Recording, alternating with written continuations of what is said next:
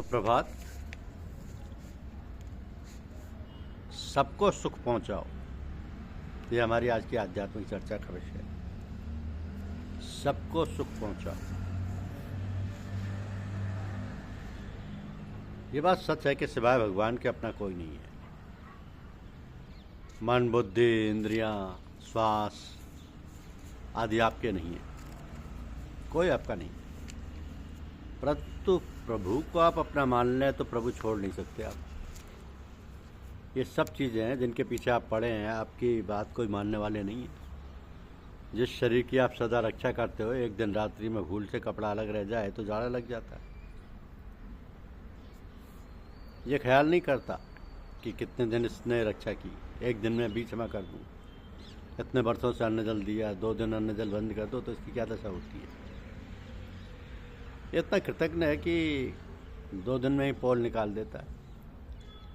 तो ऐसे कृतज्ञ शरीर के तो बन गए गुलाम, और जो भगवान याद करने मात्र से दौड़ते हैं, उन भगवान की याद ही नहीं करते।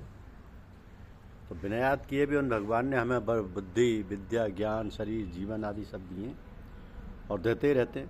इतने विलक्षण ढंग से देते हैं कि उनका दिया हुआ अपना ही मालूम देता है। ऐसे परम हृदय परमात्मा को भूल गए। सहृदयम सर्वभूतानां तत्वा माम शांतिर्मुच्यति, यानी परमात्मा पापी, दुराचारी, सज्जन आदि सभी के परम सहृदय हैं। अतः उनको भी याद करो और संसार का काम करो। संसार के काम से भी भगवान को राजी करो। स्वार्थ का त्याग करके सेवा करो। सब भाई बंधुओं की, स्त्री पुरुष की, सबकी सेवा करो। सबको सुख पहुंचाओ। ये सोच करके सब भगवान के हैं, इससे भगवान बड़े राजी होंगे। ये मेरे बच्चों का पालन करने वाला है। जैसे कोई एक बच्चा है जिसके माता पिता नहीं, उसे एक माई अपने घर ले जाती है और उसका पालन पोषण करती है, तो लोग कहते हैं कि बड़ी दयालु माई है। अपने बच्चों का पालन तो सभी करते हैं, कुतिया भी अपने बच्चों का पालन करती है। तो सबका हित करना है, चाहे तो जिनसे अपना कोई स्वार्थ ना हो उनका हित कर दो, या जिनकी यही आप सेवा करते हैं उनसे अपना कोई संबंध ना रखो। एक ही बात होगी, या तो स्वार्थ त्याग कर सबको सुख पहुंचाओ, सबका हित करो।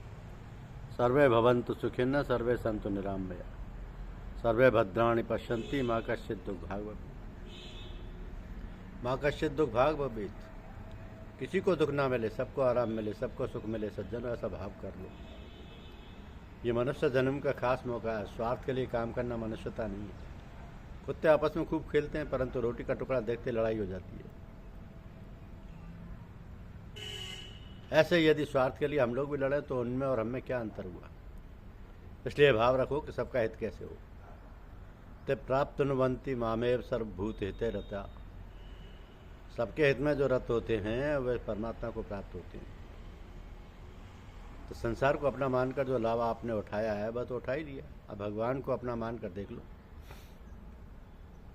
सबका हित हो, सबको आराम मिले, सबको कल्याण हो, ये भाव रखो।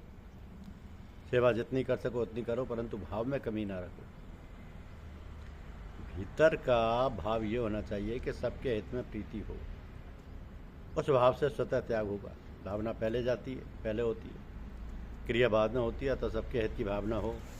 जो भी बड़े बड़े महात्मा हो गए उनमें दूसरों के हित की भावना थी। उमा संत कई कही बड़ाई, उमा संत कई यही बड़ाई, मंद करत जो करई भलाई। उनके साथ कोई मंद करे तो भी वो उसकी भलाई करते रहते हैं।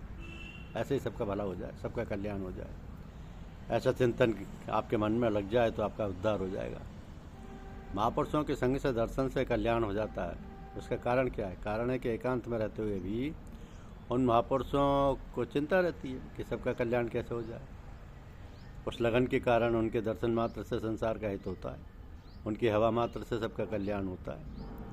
एक मार्मिक बात है कि जैसे परमात्मा सबका हित चाहते हैं, उसी प्रकार जो व्यक्ति सबका हित चाहता है उसकी परमात्मा की शक्ति के साथ एकता हो जाती है और उसके द्वारा सबका हित होता है। तो सच्चे हृदय से सबका हित कैसे हो, सबका कल्याण कैसे हो, ये लगन लग जाए। माता बहनें घरों में स्वयं काम करें और सेवा करें, दूसरों से नहीं करवाएं। ये शरीर थोड़े दिन के लिए मिला है, फिर समाप्त होने वाला है। अतः थोड़े दिन डट कर सेवा कर लो, लाभ उठा लो। फिर यदि शरीर बीमार हो जाएगा तो इसे उठाने बैठाने के लिए भी दूसरे आदमी की ज़रूरत पड़ेगी। जी गए तो यह दशा हो सकती है और नहीं तो खत्म हो जाओगे। ये सेवा असली चीज़ है, ये भगवान को भी खरीदने वाली है, इसलिए सेवा करो। चीज़ वस्तु तो दूसरों को दो और काम धंधा अपने आप करो। देखो आपस में प्रेम होता है कि नहीं, परिवार में झगड़ा क्यों होता है। इसलिए हम कहते हैं कि काम धंधा तो तू कर और चीज़ मैं लूँ, इससे लड़ाई होगी। आपस में प्रेम बढ़ाने का दूसरा उपाय है कि बड़ों के चरणों में प्रणाम करो। इससे आवागमन मिट जाता है। बड़ों के चरणों में नमस्कार करो, उनकी आज्ञा का पालन करो, बड़ों की सेवा करो, उनको कितनी प्रसन्नता होगी। जिससे आपस में प्रेम बढ़ेगा, स्नेह बढ़ेगा, घर में आनंद रहेगा, धर्म संत महात्मा परिवार भगवान सभी राजी हो जाएंगे। परंतु यदि कोई गड़बड़ी करता है, खोटे रास्ते पर चलता है, तो उससे माता पिता भी नाराज़ हो जाएंगे। अतः सेवा उपकार करो, भगवान को याद रखो। ये संसार सदा रहने का नहीं है, यहाँ सदा रहने के लिए नहीं आए, थोड़े दिन रहना है।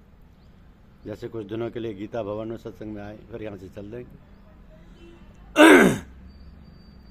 इसी प्रकार इस संसार से चल देना अचानक, और पता है नहीं कब चल देना। तुलसी सोई नर चतुर है जो राम भजन लवलीन, पर धन पर मन हरण को वेश्या भी परवीन।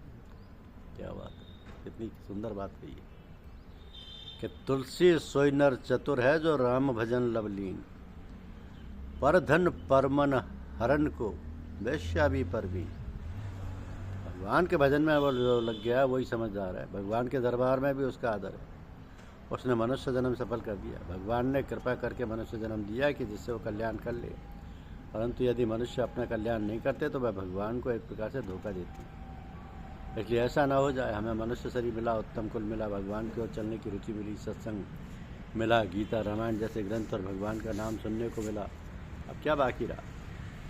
थोड़ा सा उद्योग अपनी तरफ से करो, हमें यहाँ मिलाओ, इतने में कल्याण होता है। भगवान की कृपा मानकर नाम का जप करो, सेवा करो और रात दिन मस्त रहो कि हम तो अन्याय करते ही नहीं, किसी को दुख देते ही नहीं, किसी को कष्ट पहुँचाते ही नहीं, तो फिर हमें दुख किस बात का, चिंता किस बात की। धन्यवाद।